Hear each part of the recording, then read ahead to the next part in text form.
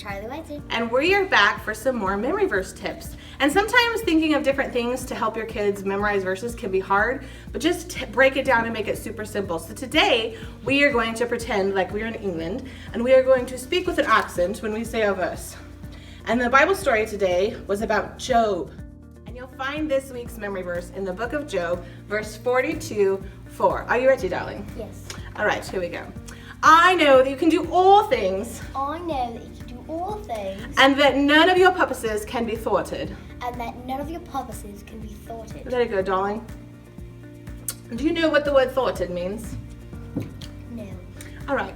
So for the other part of our tips is going to be an object lesson. We'll see you over there.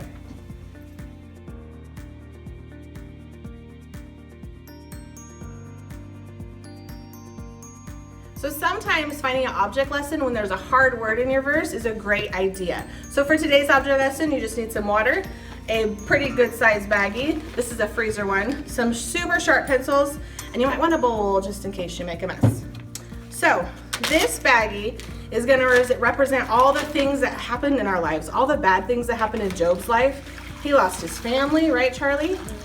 But what did he do through all of it? Did he trust God or did he turn from God? Do you remember? He trusts God. And so these are all the horrible things that might happen in your life. When you're little, you might have a family member pass away, or you might move away from your favorite friend, or you might go to a different school, and that might be devastating to you. So what this pencil is going to represent is Jesus' plan for us, his purpose. And his purposes can't be thwarted. And what thwarted means is that they can't be stopped. God's purposes cannot be stopped for your life. They can't be prevented, and no one can oppose God's purposes for you.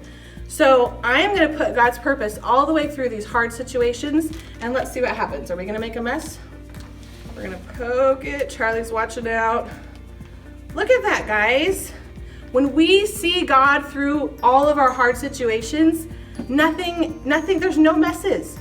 But when we decide that we're not gonna really trust God, watch what happens. So we're in the middle of a situation and it's really rough and it's really hard, and we start to trust God, but we're like, oh no, God, it's too hard. I can't trust you. I can't trust you.